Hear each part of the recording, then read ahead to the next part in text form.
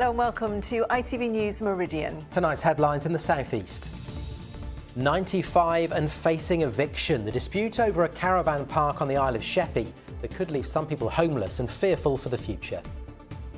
Everybody sold their home to come here, which is a normal thing for people to do. They don't expect this to happen. The pothole plight in towns across Kent and Sussex. Residents say their roads are cracking up, leaving many with costly repair bills. Also this Friday evening, the rain comes down and the water's rising, while some householders say sandbags are no good at all. And happy birthday to us. It's been 30 years since Meridian's first broadcast, and to celebrate, we look back through the archives.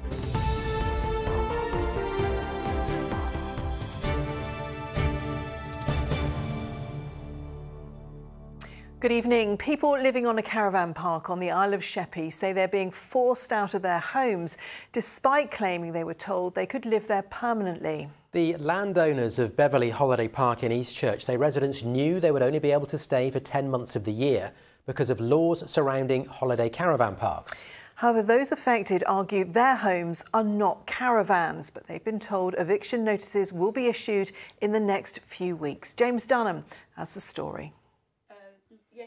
Threatened with eviction and fearful of what will happen next. 95-year-old Iris among the residents of Beverley Park, who all say they've been told they must leave.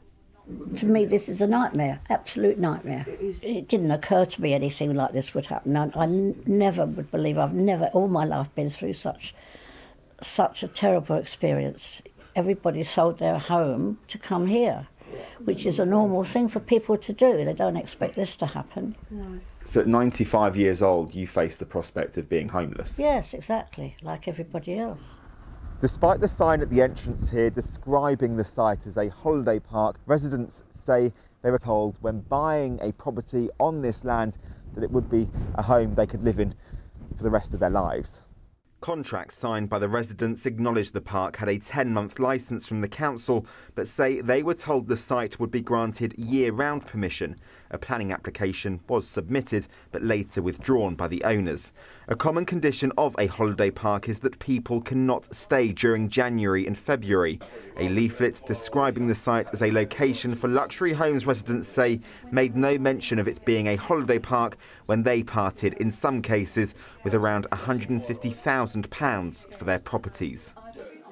When we came here, we were told, don't worry, 12 months is imminent. And so we decided it's a community, a retirement community, 12 months, yes, please. I mean, many of us spent our savings. I mean, what we got from our homes, our savings were spent on these homes. We have pride here. We want to remain here. These are our homes. We are a community, but not according to the owners. This island is full of sites, you know, with 200, 300, 400, 500 caravans on. And I understand those being holiday sites. But how can a site with 21 homes on it, right, no clubhouse, no swimming pool, no amusement, no children, you know, how can that be a holiday site, which they're trying to say it is?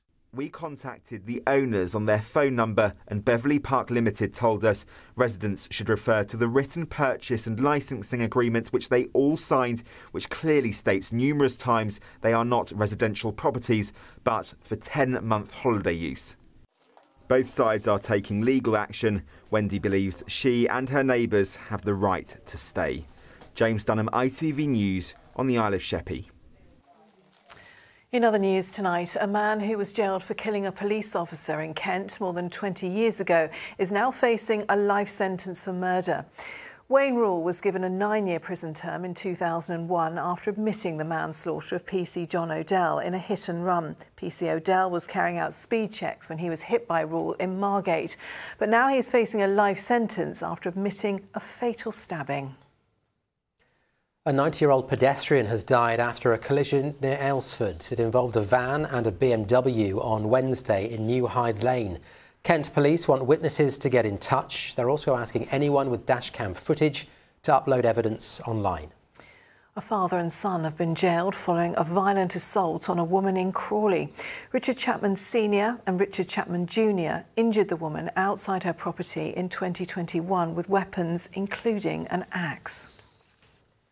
A man who attempted to kidnap a schoolgirl on the Isle of Sheppey has been given a 15-year extended prison sentence. Ben Hanger, who's 31 and from Sheerness, grabbed the 11-year-old, but she was able to push him away and run to safety. Tunbridge Wells MP Greg Clark has secured a debate in Parliament to highlight the problems with water supply in the run-up to Christmas. Hundreds of homes and companies across the region had no fresh water. Some people had to leave their homes because it took so long to be restored. Business owners say they lost tens of thousands of pounds. People in Kent say their towns are facing a pothole crisis as roads crack up, leaving drivers with expensive repair bills. One campaigner says the pothole problem has become so bad in Tenterden that he's launched a petition calling on the council to address the issue now, as Sarah Saunders explains.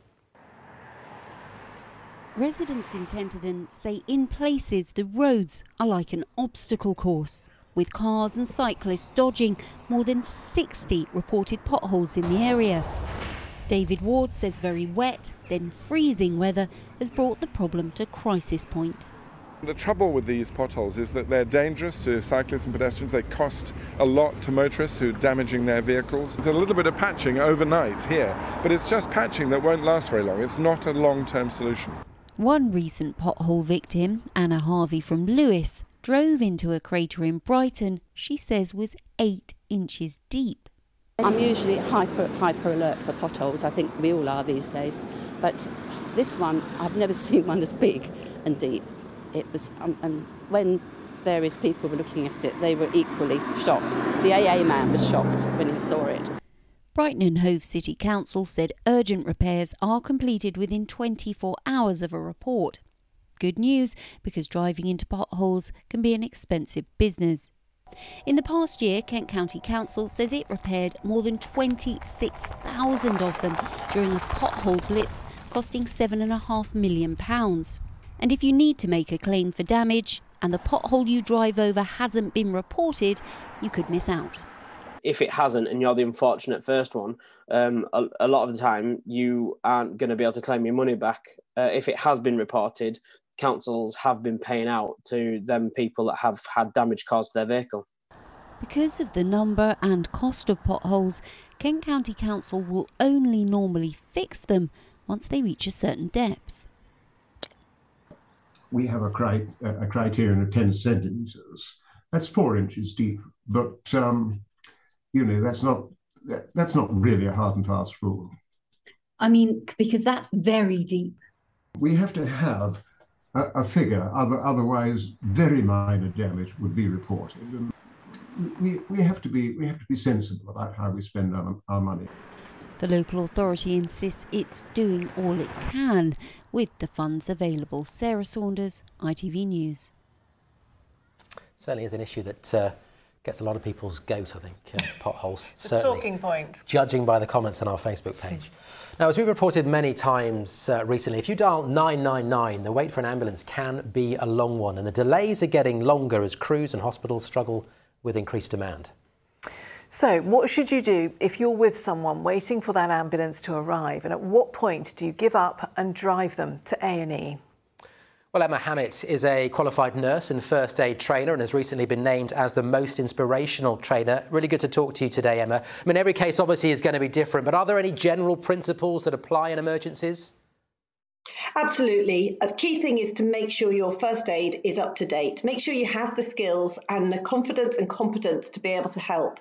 We need to be self-reliant in the current climate. If the person is conscious, your priorities are their breathing and if there's any bleeding.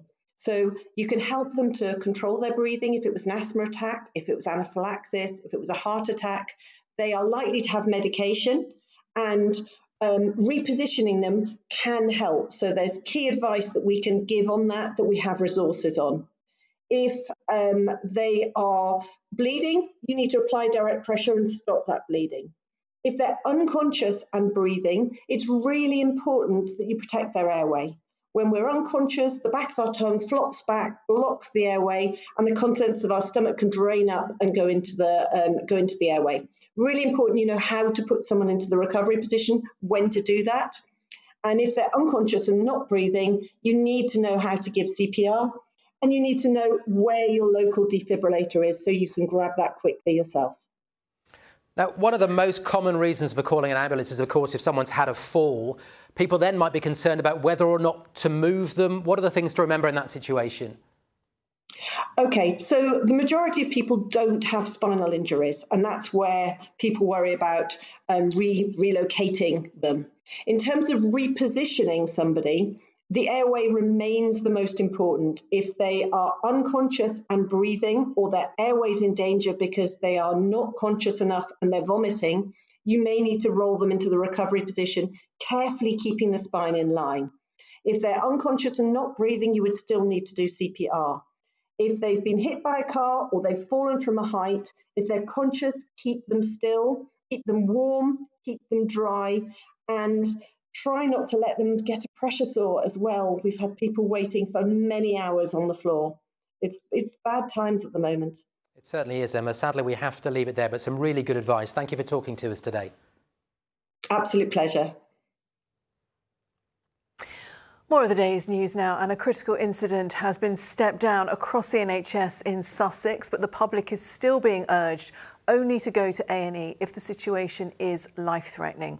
The NHS declared a critical incident last Friday in response to the extreme pressure being seen right across all of their services. Rail disruption is continuing into the weekend. Southern and Thameslink are operating limited services. Passengers are also being warned to expect further delays on Sunday. Rubbish could be left piling up on the streets of Ashford if the town's refuse workers agree to go on strike. The GMB union is balloting its members for industrial action in a dispute over pay. The contractor, Biffa, says it's offered an above-inflation pay rise and will work closely with the council to avoid potential action. A funding boost of more than £500,000 will be used to develop walking and cycling routes in Kent. The County Council has secured the money from Active Travel England. The scheme will encourage people to use greener forms of transport. You're watching ITV News Meridian. Coming up in the programme. Going back 30 years to the very start of Meridian. And we'll be ignoring the unsettled weather for just a little bit and turning our attention to our feathered friends. It's a big week in the bird world. Oh, do stay tuned for all of that. Brings back some very happy memories. And you can find more on today's top stories on our website. Just go to itv.com/Meridian. You can call us if you have a story. The number 0808 1010 095. And remember, you can also follow us on Facebook, on Twitter and on Instagram.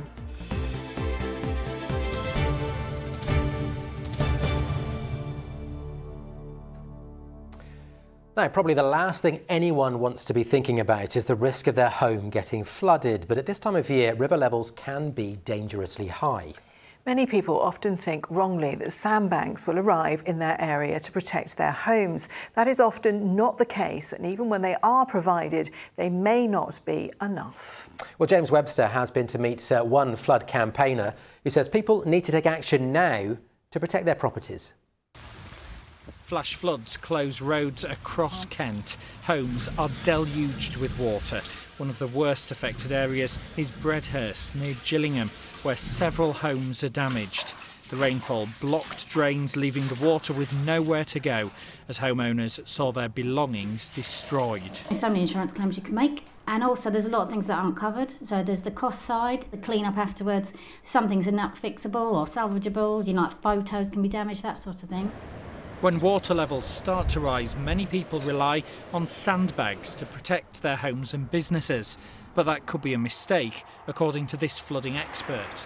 I've lost count of how many people I've spoken to who say sandbags are hopeless. I think it's the comfort blanket, the placebo, the war thing. Everybody wants to be doing something, but they're doing the wrong thing. They don't work. I'm going to test sandbags today. Recent tests by Mary showed water could get past sandbags in less than a minute. Right now, your home will be flooding after only 59 seconds. That time would have been spent better spent moving all your furniture. There's no requirement for the Environment Agency to provide sandbags, and many councils have a very limited supply, which is why Mary is urging more people to invest in their own flood defences. When Karen moved into her house, she knew about the flood risk. If you live in an area that's known to flood, I think you've got to take the precautions, which we did when we moved. That was in 2010, and we didn't expect a flood in 2012 because it was once in 100 years. Karen installed tiled floors, replaced skirting boards and moved her plug sockets higher. 2 years later, when the worst happened, she was ready. 2012, we got our sandbags. I think they're hideous things, they're messy. They don't stop water seeping through really, and it just turns the water dirty. But it's a real good test of the sandbags. We've used as many as we've got. We're giving them a fighting chance. And there are many items on the market, according to Mary, which are far more effective than sandbags. So how do these alternatives to sandbags work? Well, these are a bit like sort of babies' nappies for giants, really. So you can make a barrier with them before the flood comes, or, as Karen would do, she would put them on the floor after the flood, and they would absorb all the flood water that's left behind after the pump's finished doing its stuff. And what's this item for? Well, this is when I was flooded, I had sewage coming out of my toilet. Actually putting one of these into your toilet pan and pumping it up, or you can get something that's a toilet bung and put it into the U-bend. This will stop all the filthy sewage water coming up, and believe me, that is the worst form of flooding. Mary's advice to anyone in a flood risk area is to spend the time and the money finding better ways to protect their home. James Webster, ITV News. And the ITV Evening News continues with the national and international news coming up at 6:30. With all the details tonight, here's Charlene White. Prince Harry has shared more details of the rift between him and his family. Allegations about his brother's violent temper, the number of Taliban fighters he claims to have killed, and confessions of teenage drug taking are all on the agenda. The NHS in continued crisis as data from England shows A&E waiting times are up and flu cases are surging. For the first time ever, lesbian, gay, bi and trans people have been included in the census data. And Chelsea and Italy icon Gianluca Vialli has died aged 58. So join us for those stories and more from 6:30. Yes, sad news in the world of football today. More on that story, of course, following us at 6:30. Now let's stay on the sporting theme. Andrew Pate joins us in the studio. All about the FA Cup tonight, yes? All about the FA Cup. I'll tell you what, Gillingham fans will be delighted with that, because it's been a tough old season in League Two. The Gills bottom of the table. But Neil Harris's side are looking to cause a huge upset in the FA Cup. They gave Premier League side Wolves a scare in the Carabao Cup recently and are now plotting a way to topple Leicester City. Meanwhile, off the pitch, it's all change.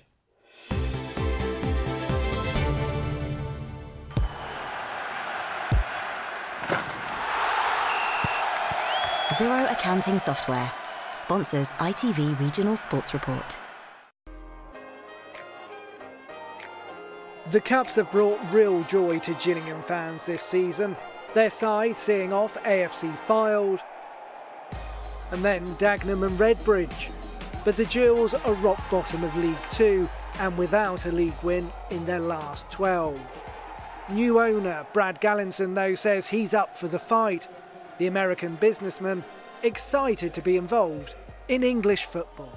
It's an exciting sport. It's like nothing I've seen in the entire world.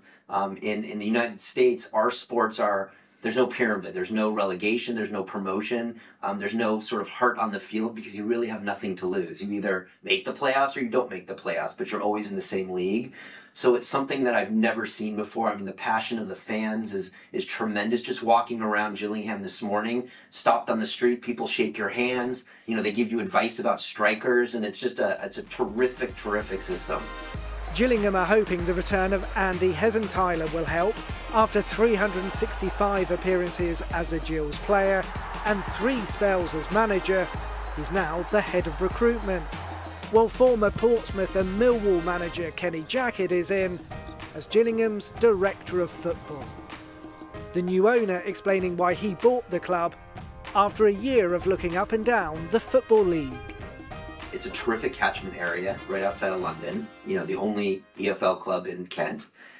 Huge fan base, huge corporate sponsor base, a nice sized stadium, and really, as I describe it, is just a lot of raw potential. Gillingham also has diversified businesses around the pitch, so it helps to build a sustainable team.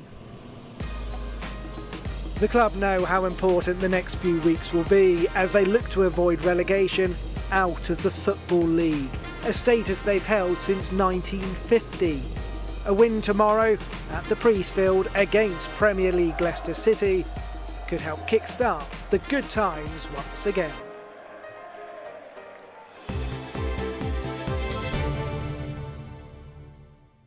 So no league games for our sides this weekend. It is all about the FA Cup. The Gills kicking off at 12:30, while Brighton head north to Middlesbrough for 3 o'clock. Manager Roberto De Zerbi saying he's looking forward to his first match in the competition. In Italy there is only Coppa Italia, but it's not a problem. We will see in the last training the best first 11 for tomorrow, because we would like to win the game. Let's hope so, and let's hope for some cracking cup ties this weekend. Absolutely. Patty, quick question before we move on. How long have you worked here? Not a trick question. In a couple of months' time, it'll be 25 years right. at ITV. Oh my Meridian. God, we're Loved every minute. Stacey? I've been here 26 years. I feel really ancient saying that. But it feels like yesterday that I started, which is the weirdest thing. Just flashes by. You've only been here a year, you see, you're still a young'un. I know. But we are celebrating a special birthday this week. It's an amazing 30 years since Meridian first began broadcasting to you. Our arrival was celebrated by a host of celebrity well-wishers and a live broadcast at the stroke of midnight. We don't do that anymore. No, we don't. I'm quite glad about that, because it's very late these days. Well, in many ways, 1993 feels like a lifetime ago, but as Derek Johnson explains, looking back through the archives, it's all, well, pretty familiar.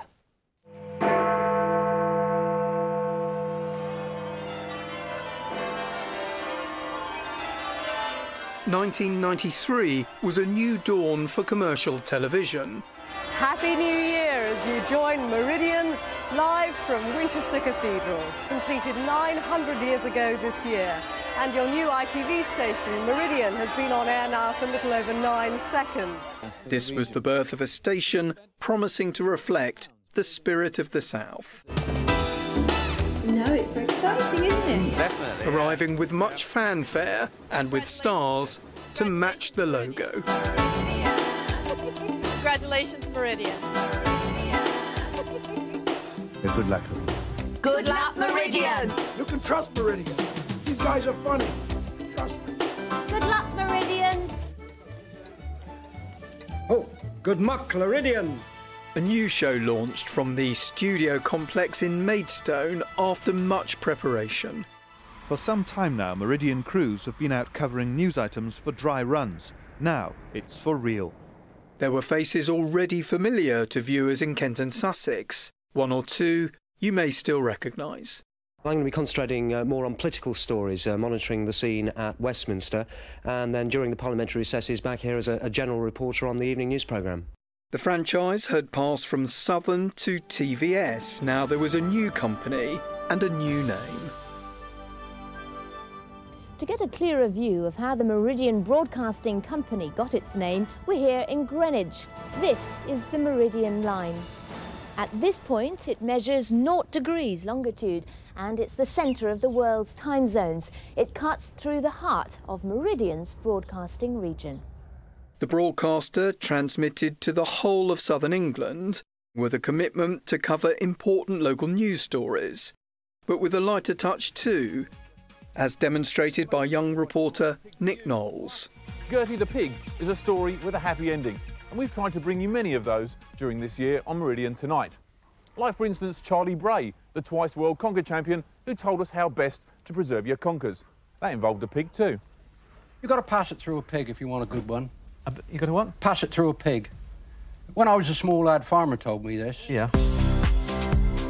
The TV landscape has changed a lot in 30 years. The studios we use are much more advanced. In the 90s, everything was on paper. Now, like the rest of the world, the newsroom is linked by computers, and that's how we work. Plus, we have an online news service running alongside our TV output. The guiding principle, though, remains the same 3 decades on: to give you the news and to hopefully bring a smile to your day. Derek Johnson, ITV News. Oh, wow, so many amazing memories there. I remember working with Nick Knowles, yeah, but I had no idea that Meryl Streep was involved in it. Meryl Streep's a huge fan. She emails in every night, still watches every day. Quite proud of that, actually. Yeah, absolutely. I'm not sure if that's true. Now, back down to earth, and we're talking weather.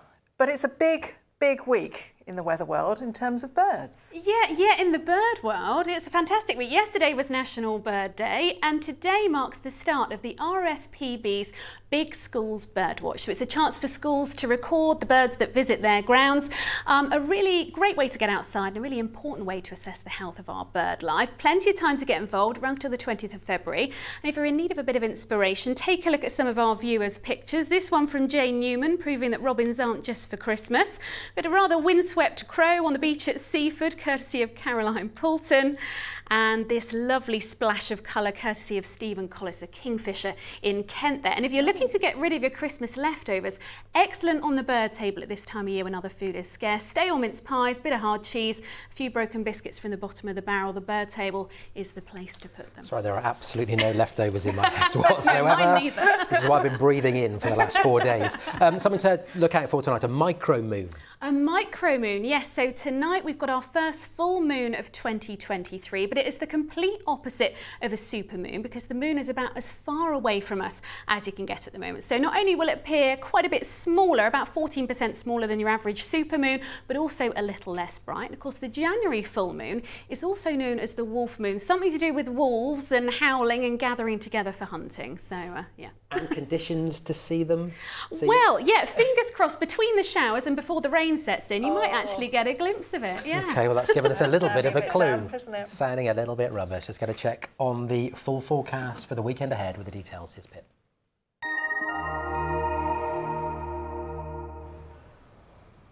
Feels like home, whatever the weather. Valent Boilers and Heat Pumps sponsors ITV Meridian Weather. Well, today has offered something of a respite in the unsettled weather, but for the next few days, a return to something altogether more changeable. Showers or longer spells of rain, and it will be quite windy at times too. And it's all courtesy of low pressure. We'll have a large area of low pressure affecting the whole of the UK through the course of the weekend. Rain followed by blustery showers. And no sooner does that clear than the next batch of fronts start to rattle their way in off the Atlantic. Out there at the moment, we're seeing the first signs of that unsettled weather, thickening cloud and some showers on the scene, blustery southerly winds as well. But of course, with that wind direction, we'll maintain the very mild conditions and lows overnight holding up at around 9 or 10 Celsius. So a mild and perhaps dry start first thing tomorrow, but it won't be long before we see rain piling in from the west, persistent and locally heavy in places. And even once that starts to clear away eastwards, we'll see showers following on behind, and some of these could also be pretty heavy. Brisk and blustery winds throughout, especially so along the south coast, but still mild for the time of year. Highs tomorrow up in double figures for all. High tides for tomorrow then, just the one there for Margate at 17 minutes past 12 in the afternoon. And then looking ahead towards the rest of the weekend, that low pressure very much in charge as we head into Sunday. So still that feed of showers continues to pile in from the south and west, and the tightly packed isobars indicating windy conditions to come too. Valent sponsors ITV Meridian Weather.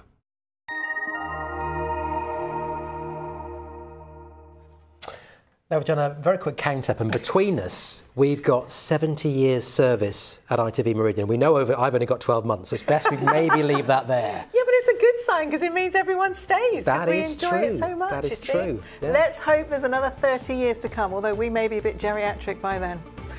Have a great weekend. Bye-bye.